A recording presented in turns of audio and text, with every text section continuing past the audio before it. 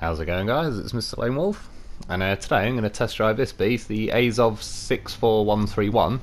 There's a couple of reasons I wanted to. Quite a lot of people have said it's pretty good, they're enjoying it. It's definitely, I've tried it myself, it's pretty damn capable, so yeah, it's pretty relevant, so I thought I'd give it a go. So first off, we'll check the engine out. It's actually got the same engine. I only just noticed this recently, but it's got the same engine as the other Azov, the 5319. Yeah, the power to weight and that's one off the top, which is nice. That's a good sign. It's only got the like special advanced special, so that's where it differs from like the off-road Dolphin. It's got like the different sets of gearboxes. As for tyres, there's not a lot of choice. Also, they're only 47 inches, which the Azov 5139 or whatever it is, off-road Dolphin, that's got 50-inch tyres. So this is definitely, obviously, yeah, a little bit smaller. I put the most powerful winch on. The spare wheel's in the back. Normally I don't bother with the spare wheel, but when I bought this, it had the spare wheel in it. I'm not sure if that's for everyone or if I just sold it back with the spare wheel and then it came back with it. I don't know, but you can put a crane and a flatbed or sideboard, but as you've seen, it sticks out pretty damn far. You definitely won't be towing any trailers with it. As for the snorkels, they're on the roof. I went for that mushroom looking one in the end. It looks like it's wins just by a tiny bit, but it's looking pretty good. It's near the back of the cab, which I like, because when you're going in nose first, it's like the back of your cab is going to be one of the last things. As for exhaust, I just went for the flappy cap one. I quite like them anyway, but I don't even remember it smoking. As for this stuff, there are no like roof bar fog lights. There was just like chrome parking lights and an air conditioner. You can also remove the rear fenders. It also removes, you see, like the fender above the second axle near the front, so personally I like that. As for these bumpers, you don't actually have to have any on, but the first one's good, the second one's worse. That one is technically a little bit worse, but I don't think it's going to make the world of difference, but it probably would a bit. That one, good idea in real life, but yeah, on this game you're just going to smash your chin more on the floor. I went for that one anyway. It's also got 3 fog lights in the middle, which is, yeah, it's something. I'll show you it later. As for rims, there's only 2 lots of rims. And then the colour wise, it sort of comes as this colour, which I suppose is more orangey. I just call this like the big red one, usually, like when I'm talking to people in the comments. Yeah, it's like, oh, the big, do you mean the big red one?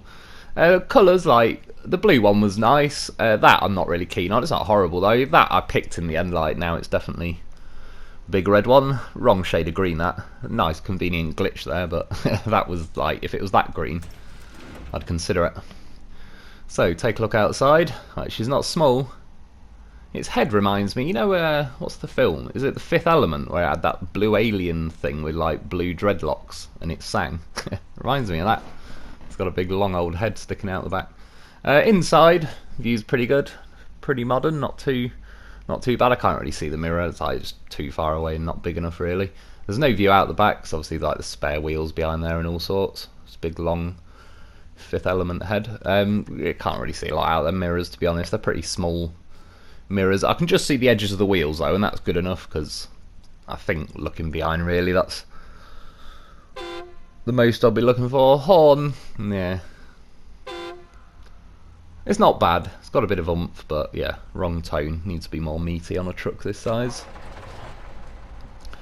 As for the revs, as you'll see, it climbs up eventually to 2000, but it goes fairly slow up to about 1500 and then really, really slow to 2000. So I didn't wait. I did before I started this video, but yeah, it gets to 2000. It drops as well pretty damn slow. When we set off, first thing is obviously it's the advanced special gearbox, so it's going to be slower. There's no way around it. Like, you're best off again though, because it is the advanced special. It sits in top gear auto very nicely. Doesn't try and jump back to first all the time. So you're better off just leaving it in yeah, auto. As for trailers, you can have basically all of them. That trailer did sit in the floor a tiny bit, like the up to say the rims, but it's not the end of the world. Ground clearance isn't really an issue, but there is a few trucks that are a little bit better than that. You see on the revs, I'm driving now in top gear auto, and because it's obviously speed limit capped me, the revs are only on about 700 or 800 now, and it idles at about 500, 550 or whatever it was. There's 3 notches between each count instead of 4, so instead of going up 100 each time, I don't know, it's like 125, it's a bit weird. I don't know if that's a bug or how the Russians decided it was happening, but yeah, like you see, going along up here in auto, I don't have to put it in high, which I would usually really with pretty much all high range and off-road gearboxes. Through here is very nice as well, like, again, it's not rapid. Even yesterday, to be fair, I think the Paystar got through here quicker. This is definitely comfortable, no doubt about it. I think you'd happily pull cargo and all sorts, so yeah, it's fine and everything, but it's just yeah, there's not a whole lot of speed to it really. In high though, it's pulling nicely up there. I honestly don't really find much difference between high, low and high, other than high will stall technically. And high, low and auto, first gear auto anyway, I genuinely don't think there's any difference. It sits the same at the revs and everything, so yeah, for me, generally, like, just sitting in auto is the best way, and like, it's making, this is downhill with the wind behind it sort of thing, but it's yeah, it's not. I think the Tatran feels slower than this for some reason. Maybe it's not. I was surprised with the tree killing. Could hear a predator croaking then, he was pretty shocked about it as well. Yeah, obviously there is already one tree missing. I did manage to kill one while I was playing around earlier, but it really doesn't. I had a good few whacks of them, and yeah, I couldn't break that second one at all, so it's definitely not a good tree killer. Going through here, because it's always like diff always on, again auto is, yeah, diffs on, you don't have to go into the low range to get that, so through there, especially that it's quite low rev in this one, I could just hold it in auto. For some reason I chose then to change the time of day. Yeah, still got through here, like, again, comfortably. It's not quick, but it certainly doesn't feel like it's struggling or anything. Going over these rocks, to be honest, it's got very strong suspension, like the Azov 5319, or whichever way around the numbers are. They could pick shorter numbers.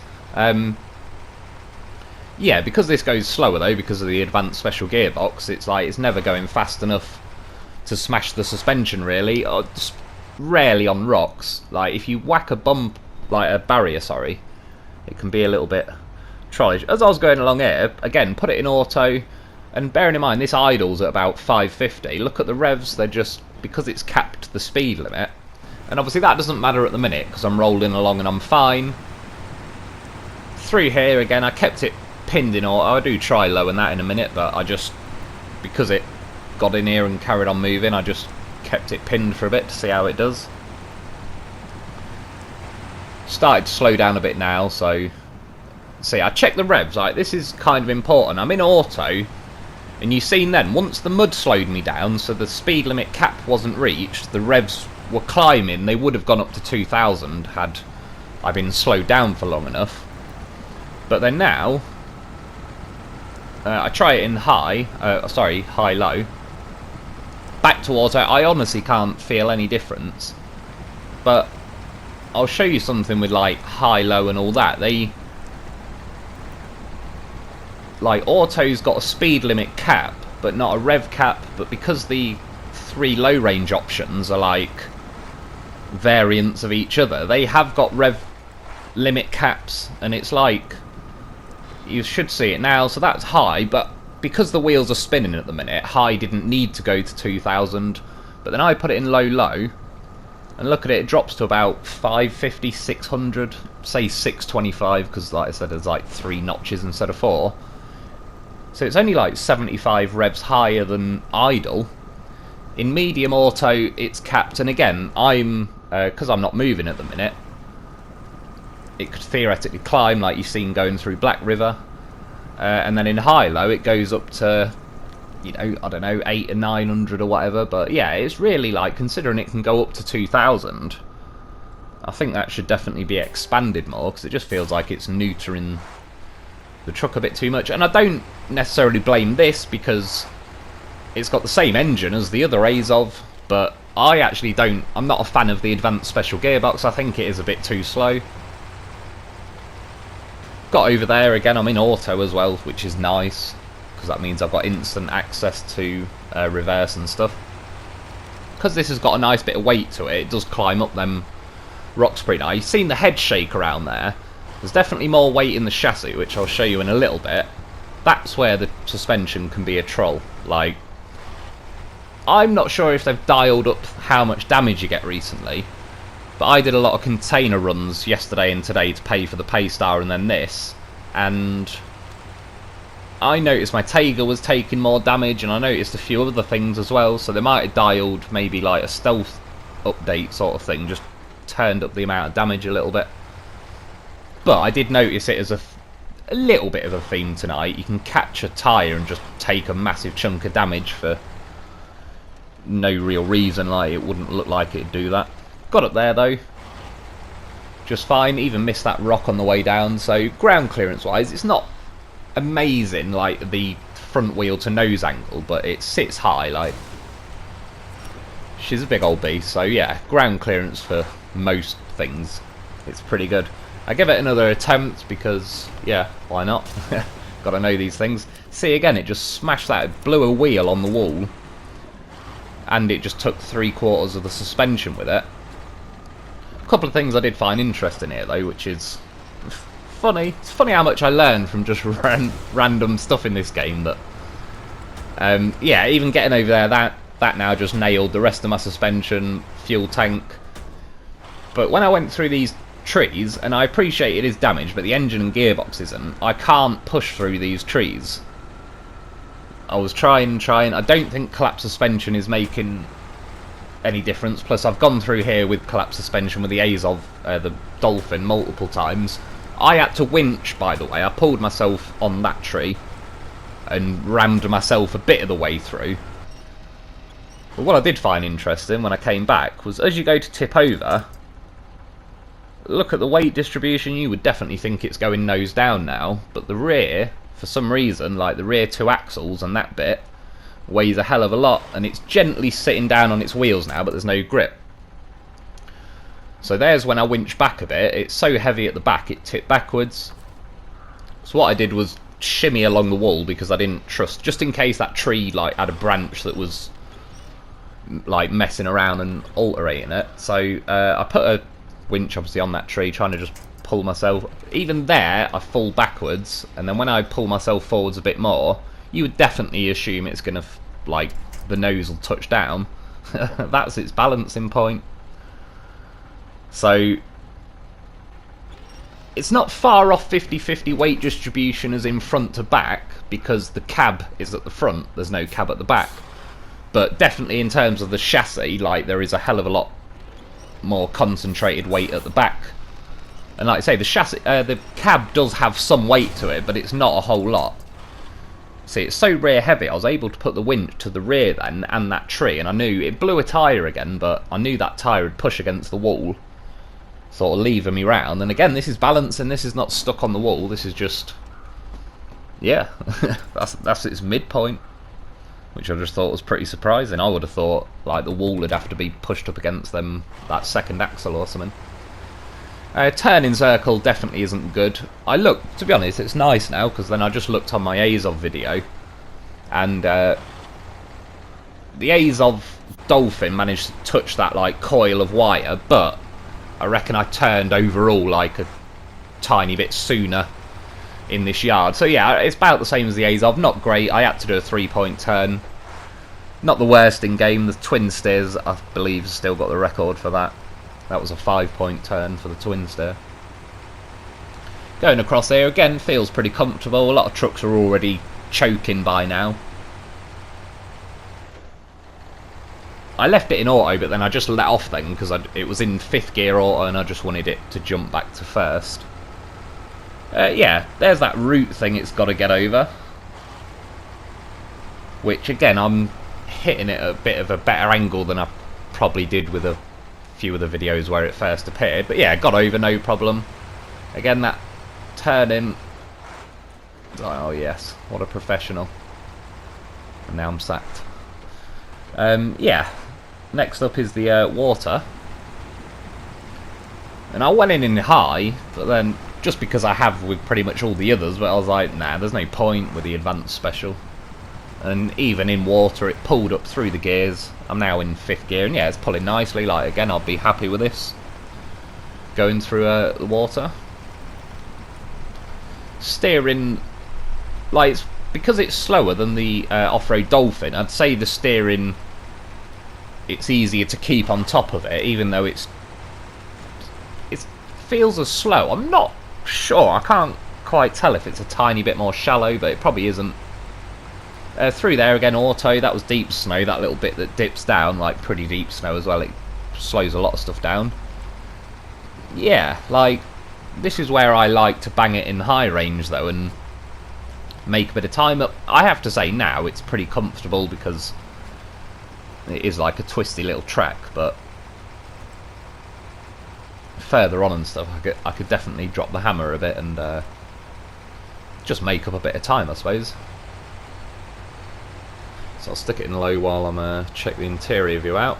To be honest, you feel like you sit pretty nice and high as well, a bit like a Paystar yesterday. Like the Paystar had a bonnet, but because you sat nice and high in it, it didn't really make much difference. Again, the mirror's not much use to me. The dashboard is quite low. Like again, you sat pretty high, so the horizon isn't an issue. You can always pretty much see, yeah, where you're aiming for. Again, I can see what my wheels are doing and all the different low ranges, so that's all I reckon I'd need really.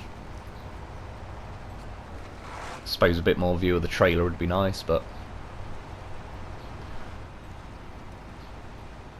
yeah, going along here though, again in auto, and you can see with the speedo, it can climb up to like 1,000, 1,500, etc. And that's where it gives you that extra rev range in auto. But I believe the speed limit cap is about 32 kilometers maybe. Some people have commented and they've been pretty precise with their speed readout, so I don't know if on PC or if there's a different setting to get a more accurate reading, but I've just been reading like the dash needle, so people have been saying like 93.8 and that, which seems a bit a bit precise just for a dash thing, so they must have some display I reckon somewhere. Got through that mud just fine. I apologise, a little glitch there. It's been a bit of a dick tonight for glitches right at the worst moment, but again, goes through there. The other Azov did. They're about the same. The chassis are different, I'll show you later. Not much different though, they're pretty much the same height and how much they catch their nose and stuff. Gets along just fine. I'm in auto, I'm not quite in top gear, but that's where I was tapping L1 just to jump it up. That was more my fault a little bit. I was looking at the gearbox to see what gear I was in. But yeah, got over there fine. I'd trust taking a trailer over and all that.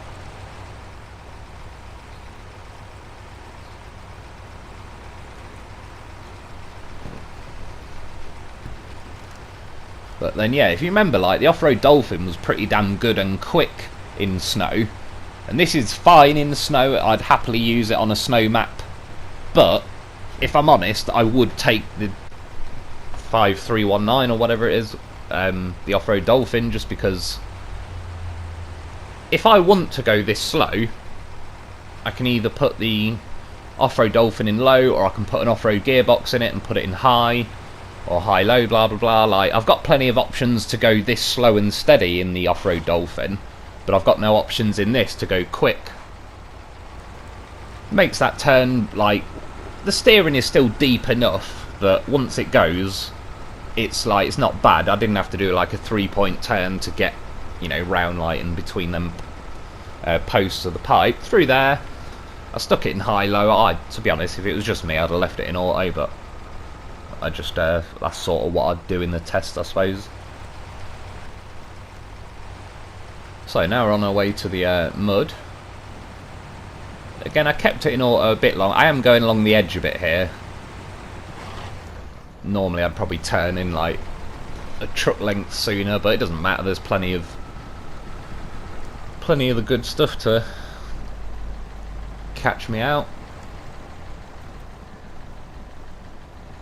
So it got to about now. I'm in medium low though. put it in high-low.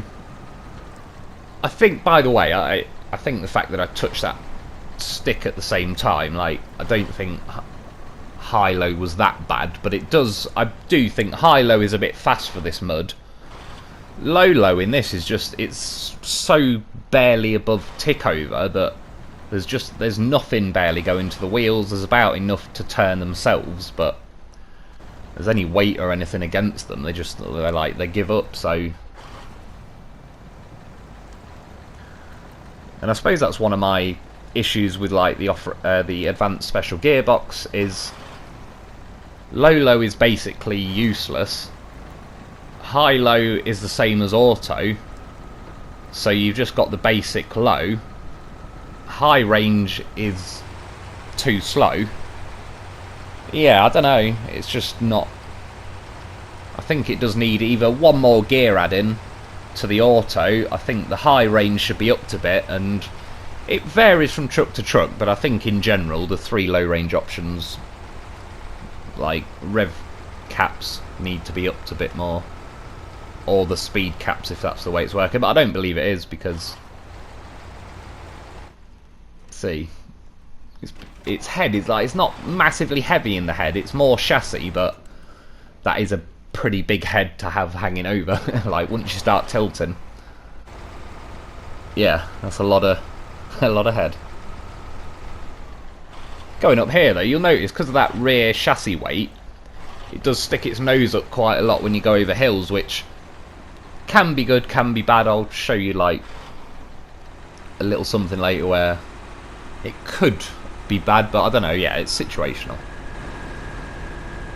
See now though, because I'm in auto and it stopped me, I was able to floor to max revs then. I was at 2000, but if I was in say high-low then,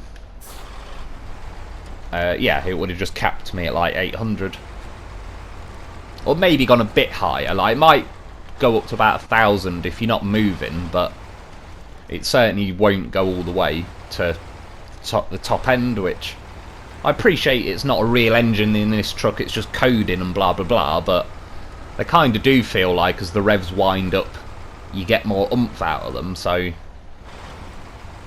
yeah, I would just prefer it if it would wind up a bit more. Like the Paystar yesterday, it took a little while to wind up, but it had the rev range to do it, and it was quite nice once it did. I got lucky, to be honest, with that tree. I definitely would have ended up on my side. So I gave it one more go.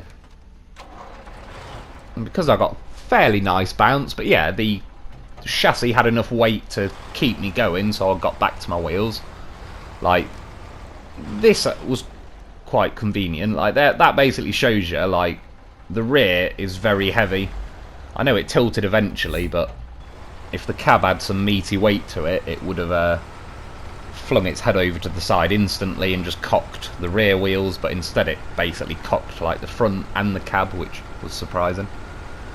Muscles its way up here, no problem. The old off-road Dolphin did pretty damn good up here as well. It's like, it's very happy in snow, to be honest. See, that's that. Again, it's not like it wants to tip, but that still is a lot of head to be leaning over. Got a little bit, I watched it sort of in slow motion, and it's I got a little bit unlucky when I bounced off the tree. It sort of flicked the rear chassis high, so she went. Right, off for a rescue time. Like, put your seatbelt on, Loaf, because it's about to get Larry.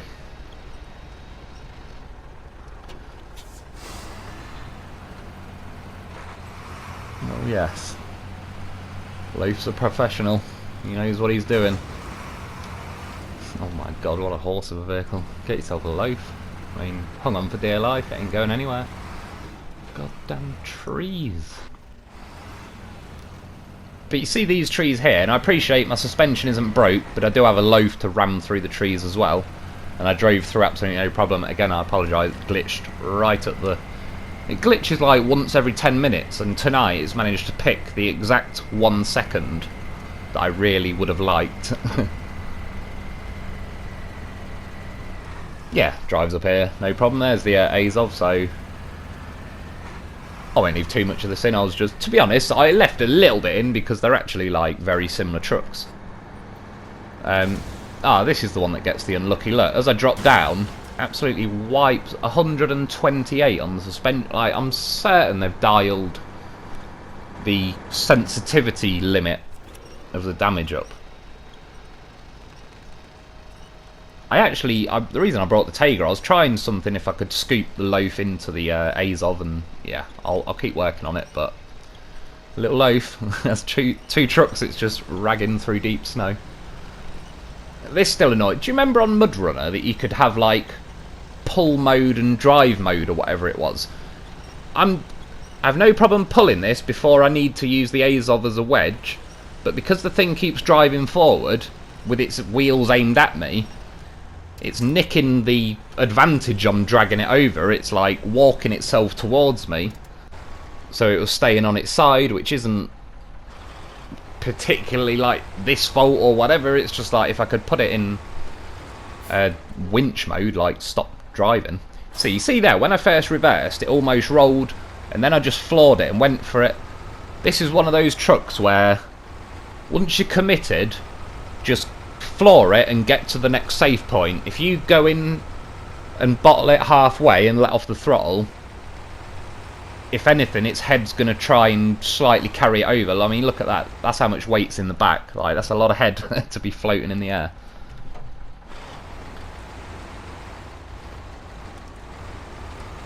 Catches its chin a little bit. It takes engine damage when it catches its chin, a lot easier than the off-road Dolphin. But I knew I'd be able to get a nice tool. I might end up using this as the thumbnail. I knew like it'd stick its nose right out before it tries to tip forwards down the hill. Checking my thumbnail angles, you never know. But yeah, you can obviously see there's some decent weight in the rear. I did take the saddle off, by the way. You know when I was doing that wall balancing test, one of them, the saddle was off. It's not that that's adding any rear weight.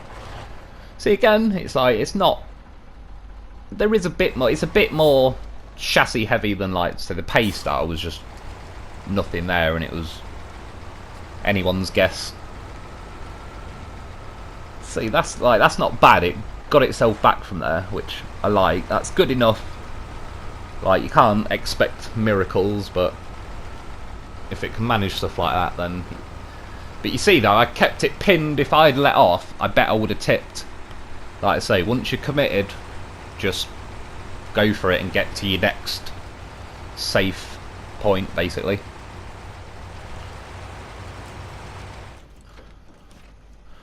Nice little pirouette at the end before I'm done. I did push my luck. I mean, to be fair, this would catch basically anything out because of the way it is, but I tipped her, and then yeah, its head's like sat in that river. If it had a lot more chassis weight, like the Colob levels, that would have pulled itself over sideways more. Coming around here is like, oh my god. Those line, goddamn time wasting sons of bitches. Sons of bitches! That's all that needs to be said about tree stumps, really. And you shitty gooseneck trailer. I have to say, though, it does look pretty good in red. That is one sexy loaf. So anyway, it wasn't too bad down here. Like, downhill with the wind behind it. In auto, it's livable. I didn't go for the absolute steepest part, but caught its nose a bit, but yeah, that ain't gonna ruin my day. I'm fine with that. Even these rocks, pretty damn juicy. I mean, look at that one. That's like Meaty Rock, the sequel. Whatever you do, don't type that into Google. You will not see large rocks. With cargo, see, this is where like trucks like this are a bit smarter than your average bear. It's like a lot of trucks die when they get these cargo in the back. This is just like, it's not really any difference, if you know what I mean. It's doing alright. I was definitely trying to get a good old angle.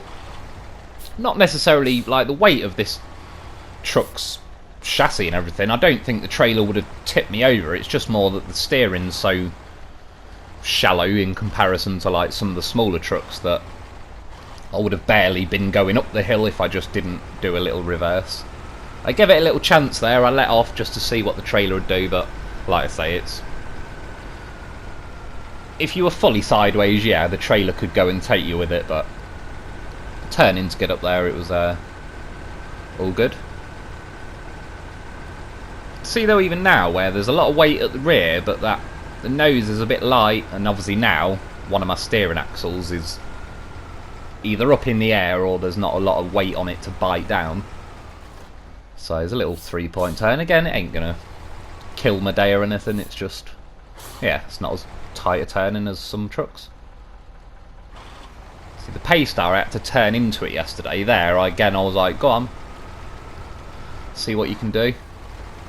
The off-road Dolphin thing got up there. Like, why do they give them such long names? Like, what's this? The 6 Summit 131. It's like, I don't want your fucking phone number.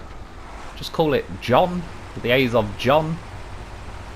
Like, 911s, Porsche 911s. I suppose they've got 3-digit numbers. Well, that's 3 digits. That's not as bad. Do you know, 911s were going to be called 901s, but Peugeot, I can sort your fuel tanks out.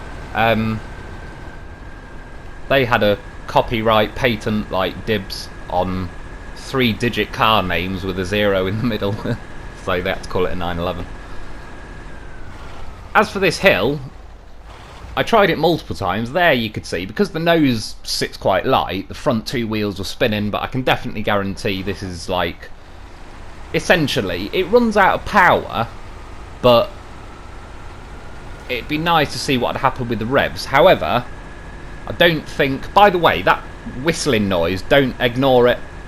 Just after I go through that first mud pit, after I leave the garage, you'll hear it whistling, and it didn't go up to 2,000 revs. Like, that is fake and not related to the actual rev range. Yeah, I couldn't get high enough to reach the winches. A lot of the times I got like 6 wheels to stop. The front 2 were usually always spinning, but between the rear 2 axles are seriously heavy and it's got a concrete slab on it, it's not wheeling like the Paystar and stuff, but it does make the front end light enough to where it can still wheel spin. I did notice in one of them clips though, I was in high-low, and on one of the axles, one of the wheels was spinning and one wasn't, which that shouldn't happen with diffs on, should it?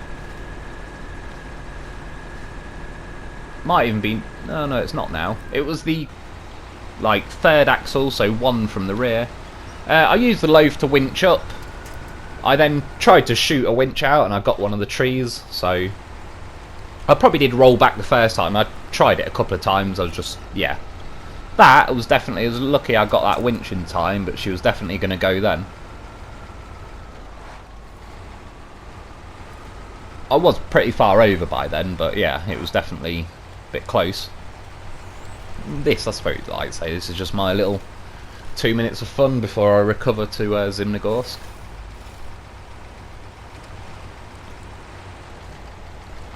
Not really the fastest, so it flicked the trailer a bit high and then it caught its nose, but I was just looking, it's like the cab's like a chunky loaf.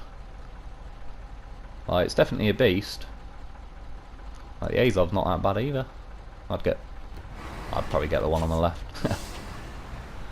Right, this is something about fuel consumption I wanted to talk about. I've been meaning to bring this up for a little while. There is more to fuel consumption than, fuel than the Dolphin's got 200 litres, the big red one's got 350, and that's true. And you'd think, well, you can go about twice as far, but it's counting it in litres a minute. I mean, if it was gallons, it's still like same result. But my point being, this is a lot slower than the off-road Dolphin.